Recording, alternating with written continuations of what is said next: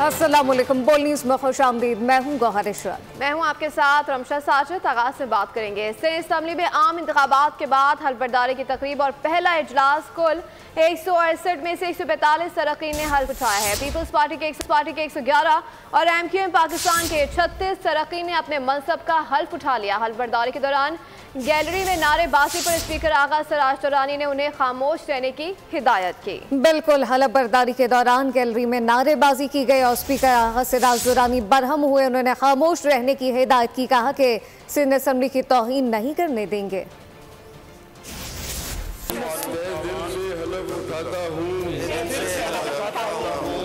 खुलूस नियत से पाकिस्तान का हामी और वफादार रहूंगा। सिंध असेंबली में अरकान असेंबली की हल्फबर्दारी की तकरीब आगाज तिलावत कुरान से हुआ। इसके बाद नात रसूल पेश की गई। सिंध असेंबली में नौ मुंतखब अरकान से पहले सिंधी जबान, फिर उर्दू और आखिर में अंग्रेजी जबान में हल्फ लिया गया।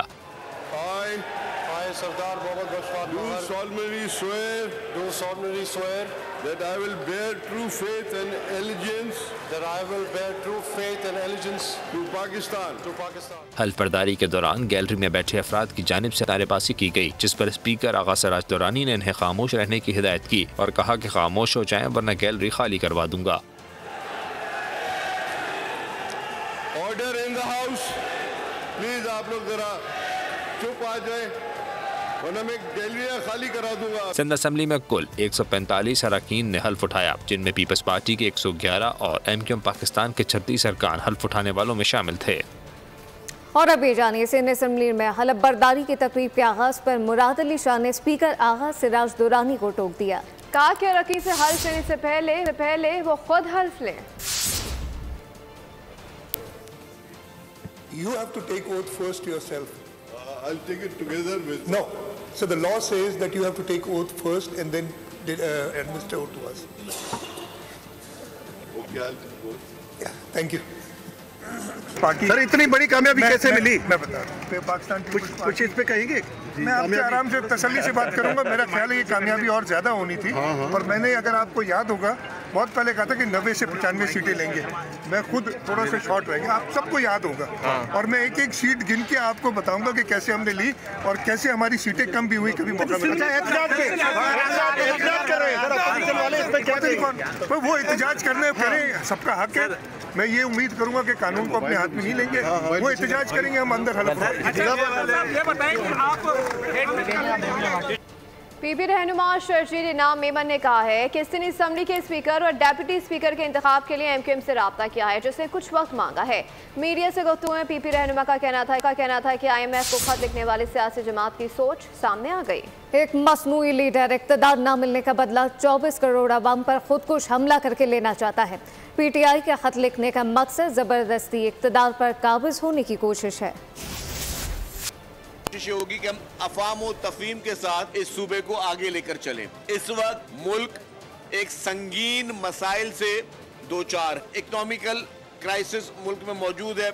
आपकी नज़र से ये भी गुजरा होगा, जिस तरह एक पॉलिटिकल पार्टी ने चंद दिन पहले ये फैसला किया है कि वो IMF को एक खत लिखने जा रहे हैं। अगर मैं अपनी जाती राय दूं, IMF को खत लिखने का मकसद ये है, मैं समझता हूँ कि 9 मई को जो हुआ वो बहुत छोटी सी चीज थी। खत का मकसद उस जमात का ये है कि या तो हमें इख्तिदार मिले या तो हमें मैंडेट जबरदस्ती दिया जाए, और वो जमात करिए जो खुद 2018 के मैंडेट का की बेनिफिशियरी रही है। कोई पाकिस्तान का कोई बाशिंदा ये सोच भी रख सकता है कि सिर्फ इख्तिदार की हवस के लिए, इख्तिदार की कुर्सी के लिए लाखों करोड़ों लोग जो है अफराद वो बेरोजगार हो जाएं? इससे आपकी सोच की, जहन की अक्कासी होती है। 5-6 महीने में एक शख्स अगर जेल में, तो उसकी ये सोच होगी। यार मैं कहता हूँ सलाम पेश करें आप मोहतरम आसिफ अली जरदारी साहब को, जो 11 साल जेल में रहे, कभी उन्होंने इस तरह की बात नहीं की। वो शख्स जिसको आर्टिफिशियल लीडर बनाया गया, उसके धरने स्पॉन्सर किए गए, उसकी पूरी पॉलिटिकल पार्टी को स्पॉन्सर किया गया, एक मसनूई लीडर जो सिर्फ 4-5 महीने नहीं हुए जेल गए हुए, उसकी सोच इस मुल्क के बारे में क्या है? सिंध असेंबली में स्पीकर और डिप्टी स्पीकर के कागजात नामजद की। पीपल्स पार्टी और MQM पाकिस्तान के उम्मीदवारों ने कागजात नामजद की जमा करवा दी, जबकि MQM पाकिस्तान से सोफिया शाह और राशिद खान के नाम, जबकि पीपल्स पार्टी से अवैस शाह और नवीद एंथोनी ने अपने कागजात नामजदगी जमा करवाए। अपडेट कर रहे हैं आपको इस हवाले से। सिंध असेंबली में स्पीकर और डेप्यूटी स्पीकर के कागजात नामजदगी। पीपल्स पार्टी और MKM पाकिस्तान के उम्मीदवारों ने कागजात जमा करा दिए हैं। MKM पाकिस्तान से सोफिया शाह का नाम सामने आया है। सिंध असेंबली पहुंचने वाली PP अरकान ने मीडिया से गुफ्तगू की। पीपल्स पार्टी के सीनियर रहनुमा मंजूर बस्तान ने GDA के एहतजाज को बिला जवाज करार दे दिया। बोले कि PTI ने अपने पांव पर खुद कुल्हाड़ा मारा है। सईद गनी का कहना था कि एहतजाज करना अपोजिशन का हक है, ये हलफ लें या ना लें इनकी मर्जी है। नहीं करने दिए, ये हमारा कसूर है, ये कसूर है, लेकिन तैयार हैं हम। अगर ये बेटा बाप कहें दोबारा इलेक्शन तो हम तैयार हैं। मुल्क में हालात सही नहीं रहेंगे और इमरान खान ने तो अपनी गलती से ही यानी यूं कहें कि पाँव पे कलौड़ा मार करके पीछे कर दिया है पार्टी को, लेकिन पीपल्स पार्टी का फ्यूचर होगा और पीपल्स पार्टी के बगैर कहीं पार्टी हुकूमत नहीं बना सकेगी। इसलिए इस मरतबा पीपल्स पार्टी काम भी करेगी इन फ्यूचर इन सिंध सूबे में और दूसरे इलाकों में। एहतजाज पुरअमन करने का तो सबको हक है, उनको करना चाहिए, लेकिन एहतजाज करके अगर किसी और का रास्ता रोकना चाहते तो ये गैर कानूनी बात है। एहतजाज आए वो करें। इनसे क्या बातचीत होगी या बातचीत तो करने तो किसी से इनकार नहीं किया, बातचीत बिल्कुल करनी चाहिए, लेकिन ख़ासतौर पर जो GDA के दोस्त हैं वो तो बहुत बुरी तरह हारे हैं और उनके पास किसी के पास वो जो बाकी जगहों पर सब कह रहे हैं फॉर्म 45 हमारे पास है, उनके पास तो फॉर्म 45 एक हल्के का दिखा देंगे हमारे पास है और हमें हरा दिया तो मान जाएंगे। ये तो हलफ उठाने को तैयार नहीं है, क्या होगा? उनकी मर्जी ना उठे। कराची में अपोजिशन जमातों का एहतजाज अवाम के लिए दर्द सर बन गया। शार फैसल एमजिना रोड जैसी अहम शाहराहों पर ट्रैफिक शदीद जैम रहा। गाड़ियों की तवील कतारों में एम्बुलेंसेस भी फंस गईं। कराची में ट्रैफिक का निज़ाम दरहम बरहम, मरकजी शाहराहों पर गाड़ियों की लाइन लग गई। एहतजाज के सबब शारा फैसल पर जगह जगह पुलिस ने नाके लगाए। अहम गुजरगाह के दौरान ट्रैक बंद कर दिए गए। शारा फैसल पर बदतरीन ट्रैफिक जैम, दोनों ट्रैक बंद कर दिए गए। प्रेस क्लब की जानिब जाने वाले रास्ते भी बंद कर दिए गए। ऐसे में गाड़ियां रुक गईं और मुसाफिर बेबस हो गए, न आगे बढ़ सकते थे न पीछे जाना मुमकिन था। शारा फैसल का सीधा असर एमजिना रोड पर पड़ा। यहाँ भी बसों और गाड़ियों की कतारें लग गईं। एम्बुलेंसेस का अस्पताल पहुंचना महाल हो गया। डालमिया, गुलिस्तान जौहर और यूनिवर्सिटी रोड भी ट्रैफिक के शदीद दबाव में आ गए। ससी टूल प्लाजा पर भी एहतजाज के बाइस दाखिली और खारजी रास्तों पर ट्रैफिक की रवानी मुतासिर हुई। स्पीकर सिराज दुरानी ने 9 मुंतखब अरकान से असम्बली के लिए पुरतकल्लुफ दावत का एहतमाम किया। लंच के मेन्यू में chicken tikka, chicken korma, mutton कढ़ाई, मछली, नान और कोल्ड ड्रिंक्स शामिल थे। जबकि अरकान असम्बली लजीज खाने के बाद कहवे से भी लुत्फानंदोज हुए। इस वक्त आपको बताएं कि स्पीकर सिराज दुरानी ने नामुंतखब अरकान सिंध असम्बली के लिए पुरतकल्लुफ दावत का एहतमाम किया, जबकि लंच के मेन्यू में chicken tikka, chicken korma, mutton कढ़ाई, मछली, नान और कोल्ड ड्रिंक शामिल थे। जबकि अरकान असम्बली लजीज खाने के बाद कहवे से भी लुत्फानंदोज हुए। मेयर कराची मुर्तज़ा वहाब कहते हैं कि हमें तनकीद बराए तनकीद के बजाय शहर में काम करने की ज़रूरत है। मीडिया से गुफ्तगू में उनका कहना था कि अगर एहतजाज से मसाइल का हल होता तो हाफिज ज़ईमुर रहमान अक़वाम मुत्तहिदा और हलीम आदिल शेख OIC के सेक्रेटरी जनरल होते।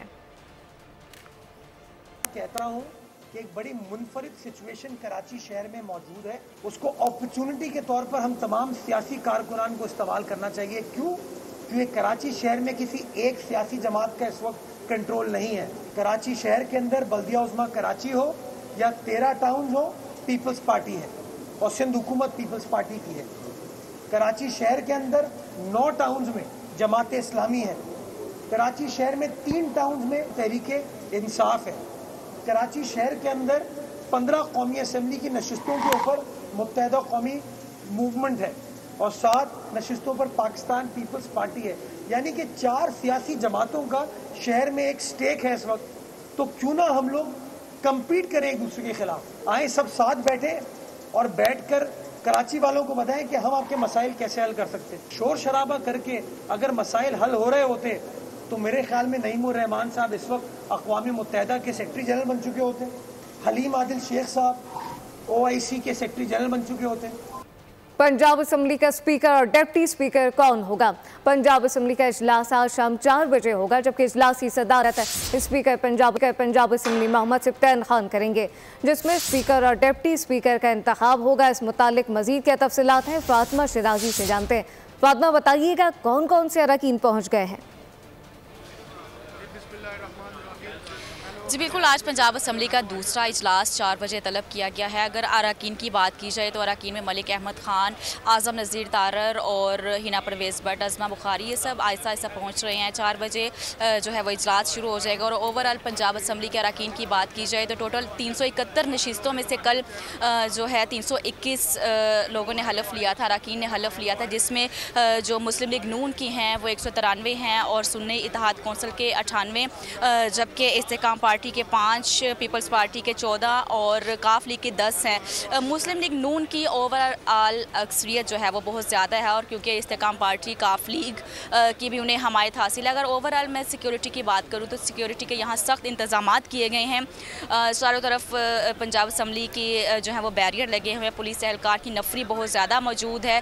इसके साथ साथ और अदारों के एहलकार भी यहाँ मौजूद हैं और 1 बाय 1 चेकिंग करके ही पंजाब असम्बली के अंदर एंटर होने दिया जा रहा है। आज फाइनली डिप्टी स्पीकर और स्पीकर का इंतखाब किया जाएगा और इसमें 2 पोलिंग बूथ बनाए गए हैं, जिसकी जो है वो साइड्स पे पर्दे लगाए गए हैं ताकि जो राजदारी जो है वो अयाना हो। और आज फाइनली जो है डिप्टी स्पीकर और स्पीकर का इंतखाब हो जाएगा और बाकायदा तौर पर इजलास शुरू होगा। इजलास की से पहले जो है पार्लिमानी इजलास शुरू होगा मुस्लिम लीग नून का, और उसके बाद जो है पंजाब असम्बली का इजलास शुरू होगा, जिसकी सदारत जो है वो स्पीकर पंजाब असम्बली सुब्तान खान करेंगे। जी ठीक है, बहुत शुक्रिया फातिमा शराज से अपडेट कर रही थी।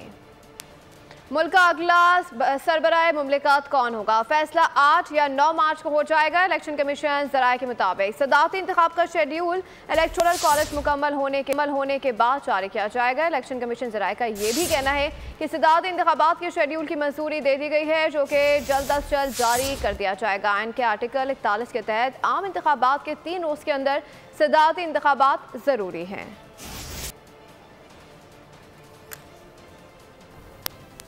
इलेक्शन कमीशन ने कौमी असम्बली में तरजीही अक़लियती नशिस्तों का ऐलान कर दिया है।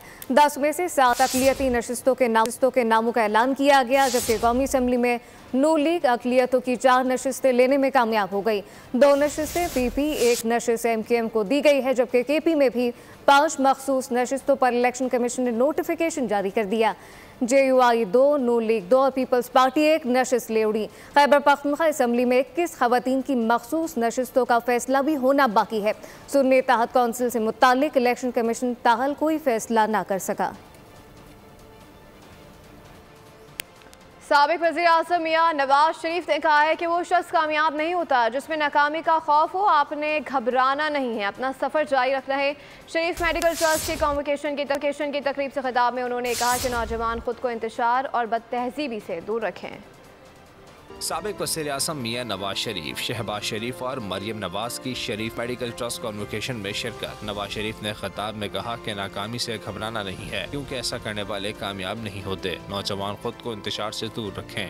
आप पाकिस्तान का मुस्तकबिल हैं। वालेहाना लगन के बगैर कामयाबी का कोई तसव्वुर मुमकिन नहीं है। जिंदगी में वो शख्स कभी कामयाब नहीं हो पाता जिस पे नाकामी का खौफ कामयाबी से ज़्यादा हो। आपके रास्ते में जितनी भी मुश्किलात आएँ, आपने कभी उन मुश्किलात से घबराना नहीं है, क्योंकि सितारे हमेशा अंधेरे में ज़्यादा चमकते हैं। तकरीब से खिताब में मियां शहबाज शरीफ का कहना था कि मियां मोहम्मद शरीफ का लगाया गया पौधा आज तरफ बन चुका है। मेडल्स और सर्टिफिकेट्स लेने वालों ने शबाना रोज मेहनत की। इसमें हमें कोई शक नहीं कि आप दुखी इंसानियत की खिदमत के हसूल के लिए अपनी तमाम तवानाइयाँ सर्व करेंगे। तकरीब तकसीम में असनाद में तलबा को तमखे और असनाद अता की गई। चंद गैर मुल्की ज़राए इब्लाग और सोशल मीडिया पर गुमराहकुन प्रोपेगेंडा जारी है। सोशल मीडिया और चंद गैर मुल्की इस वक्त आपको बताएं कि ज़राए इब्लाग झूठा प्रोपेगेंडा फैलाने में मसरूफ़ है। प्रोपेगेंडा ये है कि ईरानी फोर्सेस ने पाकिस्तानी सरजमीन पर जैश अदल का कोई कमांडर मारा है, जबकि हकीकत में ऐसा कोई वाक़या पेश नहीं आया। ज़रा के मुताबिक असल में स्मगलर ग्रुप की क्रॉस फायरिंग के नतीजे में एक वाक़े को फॉल्स फ्लैग ऑपरेशन के तौर पर पेश करके झूठा बयानिया बनाया गया है। ऑपरेशन मरबर्ग सरमचार की हफ मिटाने के लिए तरह तरह के झूठे बयानिए गढ़े जा रहे हैं। कराची में जान और माल के दुश्मनों ने घर के चिराग बुझा दिए। डकैतों की फायरिंग से पहले एक भाई जान से गया, जख्मों की ताब न लाते हुए दूसरा भी दम तोड़ गया। कराची के इलाका बनारस, जहां डाकुओं ने सफाकी का मुजाहरा किया। अब्दुल मुईज और अब्दुल मन्नान से बनारस पुल पर लूटमार की, मुजाहिमत पर गोली चला दी। अब्दुल मुईज मौके पर ही दम तोड़ गया और आज अब्दुल मन्नान भी खालिक हकीकी से जान मिला। दोनों भाइयों की 3 माह कबल शादी हुई थी। कराची हालात ऐसा हो गए ना सर कि अभी इनकी 3 महीने पहले शादी हुई थी। अब 3 महीने पहले शादी हुई है, अभी ये सीन हो गया इनके साथ। अब बताएं कि कौन इसका जवाबदार है, किससे बोले हम। अब्दुल मन्नान और अब्दुल मुईज के बाद घर में कोई न रहा। दोनों के वालिद दर्जी का काम करते हैं। शहरी कहते हैं हालात इतने खराब हैं कि घर से निकलते हुए डर लगता है।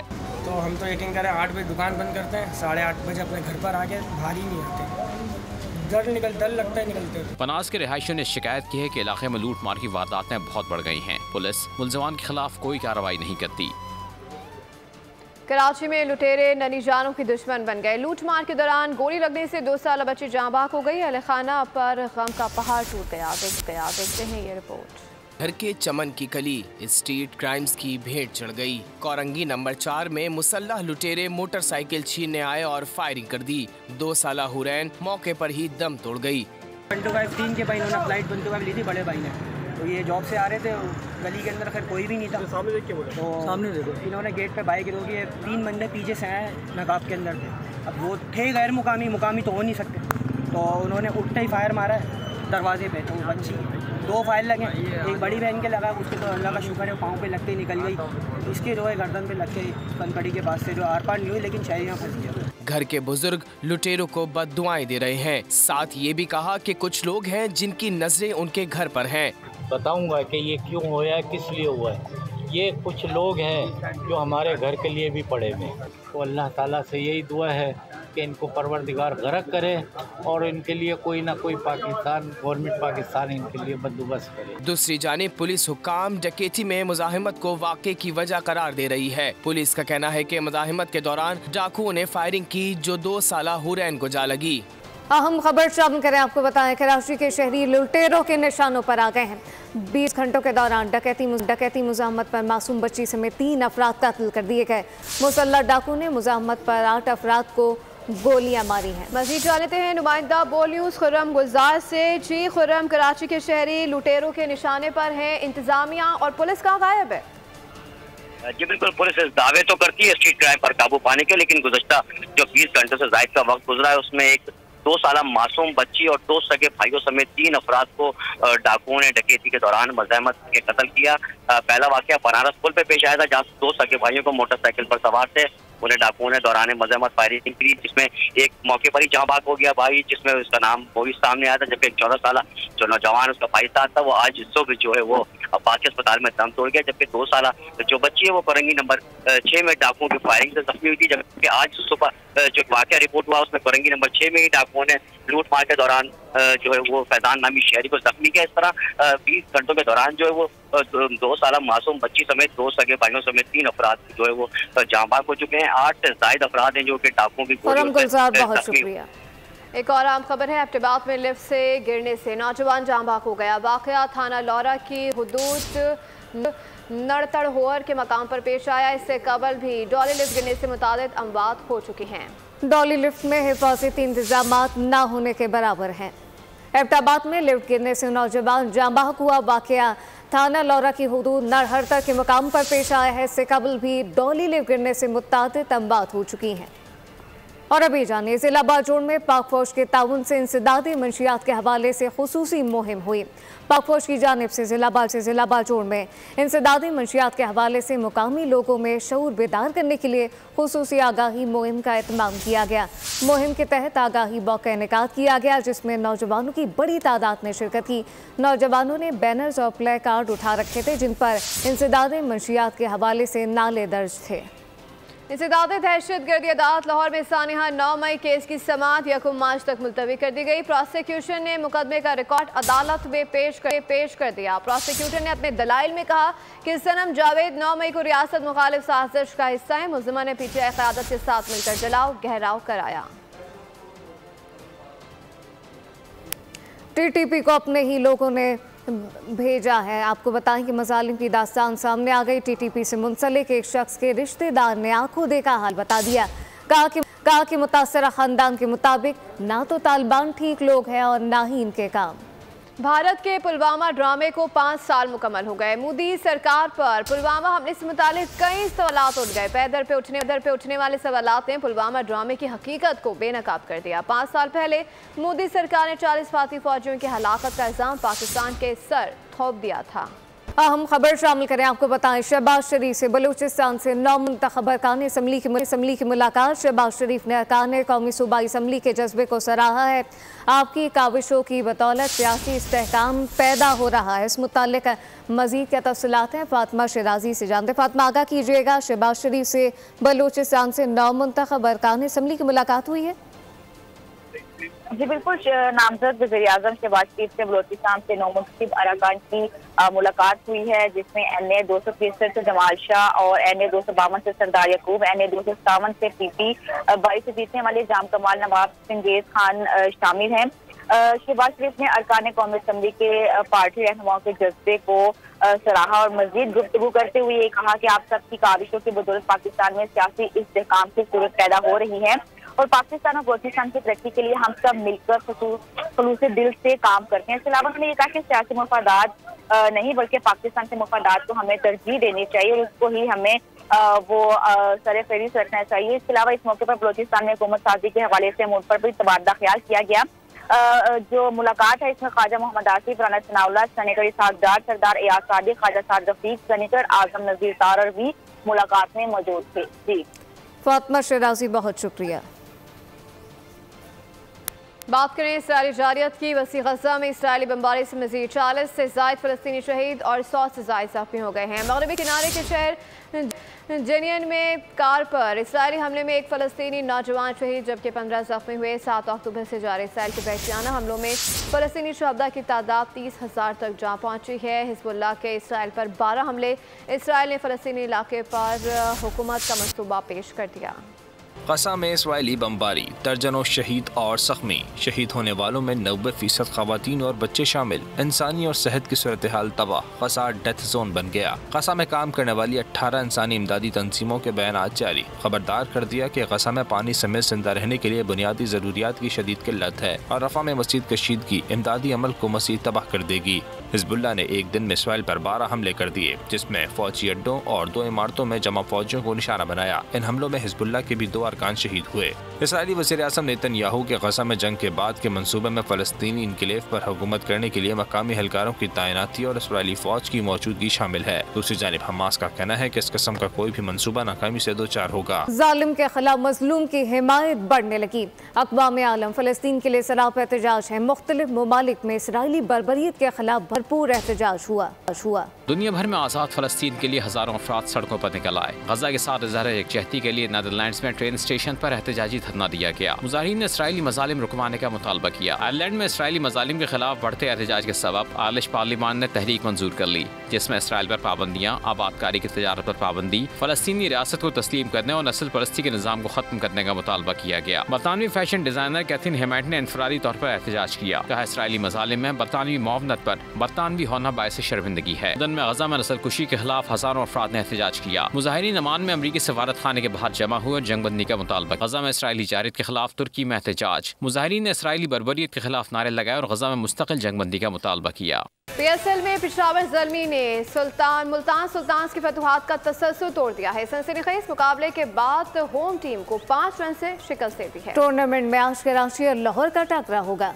चोलिस्तान में थ्रिल और रफ्तार का मेला जारी है। 19वें जीप रैली में मर्दों के साथ साथ खवातीन ड्राइवर ने भी सलाहियतों के जौहर दिखाए। ये रिपोर्ट देखिए। स्पीड के मैदान में तेज रफ्तार गाड़ियां दौड़ पड़ी। सहराए चोलिस्तान में 19वीं जीप रैली का मेगा इवेंट जारी। चोलिस्तान जीप रैली में स्टॉक कैटेगरी की रेस मुकाबले में 68 गाड़ियां दौड़ी। 5 खवातीन ड्राइवर्स ने भी रफ्तार के जौहर दिखाए। सलमा मरवत, टीना पटेल, लालिना खनजादा, आयशा खान लोधी और महाम शिराज ने इवेंट में शिरकत की। स्टॉक कैटेगरी रेस के लिए 232 किलोमीटर का ट्रैक रखा गया था। जीप रैली में आज रात फायरवर्क और कल्चरल नाइट का भी एहतमाम किया गया है। कल प्रीपेड कैटेगरी का फाइनल राउंड होगा। अमरीकी रियासत कैलिफोर्निया में 7 किसान ट्रैफिक हादसे में हलाक हो गए। वस्ती कैलिफोर्निया में काश्तकारी जमीन पर तेज रफ्तारी से पिकअप वैन दौड़ाने वाले किसानों की गाड़ी पर दरख्त से टकराकर उल्टी हुई और दूर जाकर गिरी। इस हादसे में 8 किसान हले 2 शदीद जख्मी हुए, जिनकी हालत इस वक्त तशवीशनाक है। हॉलीवुड की सस्पेंस थ्रिलर फिल्म रोज वॉलर का ट्रेलर जारी कर दिया गया। फिल्म रवा साल रिलीज होगी। न्यूज स्टूडियो से फिलवक्त इतना ही। मज़ीद बाखबर रहने के लिए विजिट कर सकते हैं हमारी वेबसाइट polnews.com। देखते रहिए बोल।